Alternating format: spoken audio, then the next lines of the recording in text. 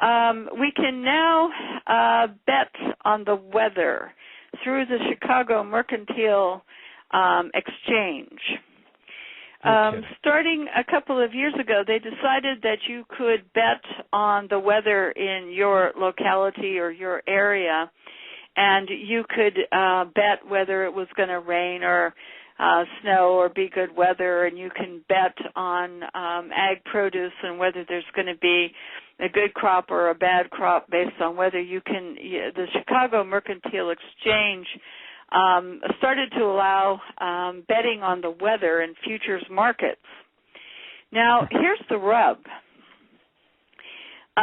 Just in the last 3 months, the Chicago Mercantile Exchange says, well, you can also bet on the amount of rain or the amount of snow that will fall in a certain area. And I thought to myself, and they said, well, there's no possible way anybody could have insider trading on the weather. However, every weather modification company that's modifying the weather in a certain area knows exactly where they're going to enhance the rain, enhance the snowfall, create a drought, dissipate clouds.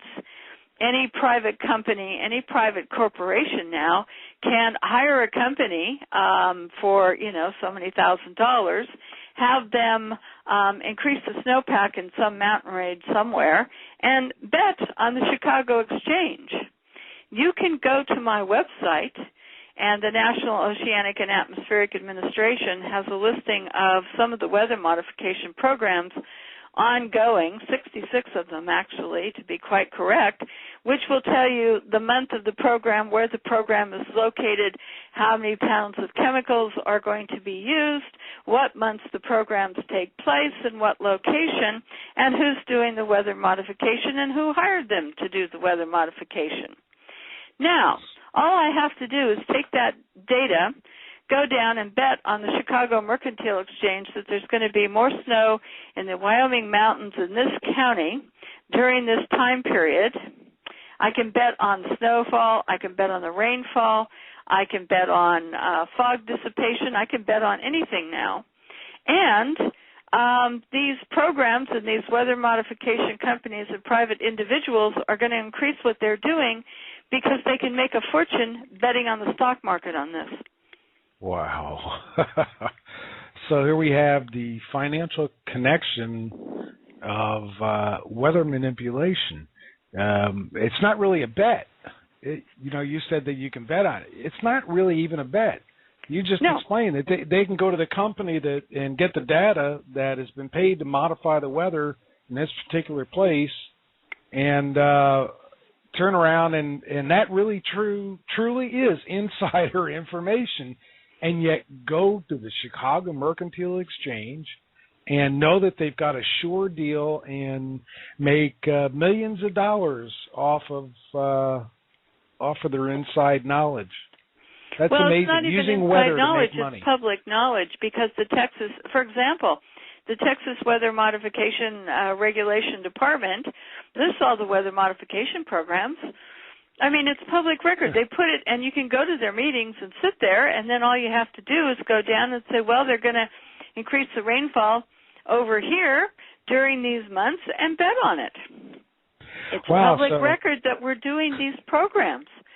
It's not, that's the problem. It's not hidden. I have to laugh because I can imagine. I just had this vision.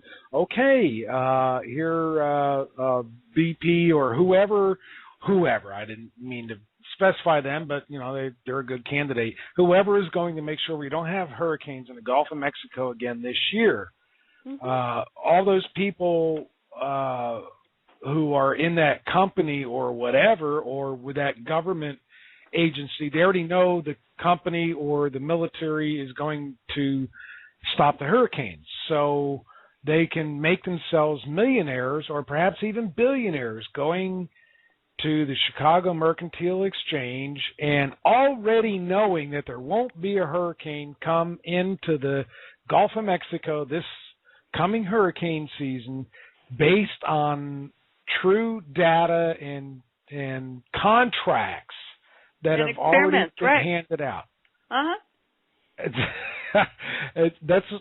in a way, it's hard to believe, but in a way, it makes so much sense. So we can have some new billionaires this year betting on the Gulf of Mexico not having a hurricane, and or and you can bet that there's going to be snow in the Wyoming mountains between there's going to be more snow in the Wyoming mountains between this state and this state, because we know that there's a 5-state program that's modifying the weather to do that. Boy, the world has gotten pretty weird. That's all I can say. But see, what the scary part of this is that people could actually hire these companies to make some weather event just so that they could financially benefit, and there's no law against it. And I'm sure that's exactly what's going on. That's too much of a temptation for them not to make that bet. Yes, and see, the last 2 years when they've opened this up for first betting on the weather and futures markets and all this at the Chicago Mercantile Exchange, and now all of a sudden in the last few months, they said, well, now you can bet on rainfall totals and snow totals and all this. Well, somebody figured out right away that we have an inside track. That's just amazing. Wow, that's an amazing way to end the show here. But you see, we're going to suffer as a people on this only because it's going to impact agriculture, crop production. It's going to impact the watersheds in some areas. It's going to create droughts.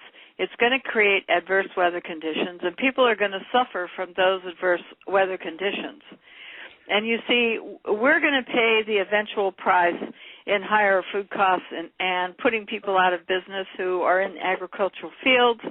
We're already paying the price. And the United States, for example, used to be, in other words, a net importer or net exporter of food. Mm-hmm. And in past years, we were the breadbasket for a lot of other countries. Now, we, in the last 3 years, have turned into a net importer of food because we can no longer supply enough food to feed the people of the United States within our borders. We no longer have excess food to ship out. And the problem with that is that we're becoming dependent, just like when they say dependent on foreign oil, we're becoming dependent on foreign supplies for food. Food that's grown in toxic soils, food that's grown with pesticides and herbicides that we've banned, and we're going to be more and more dependent as we modify the weather in the United States and destroy our own base.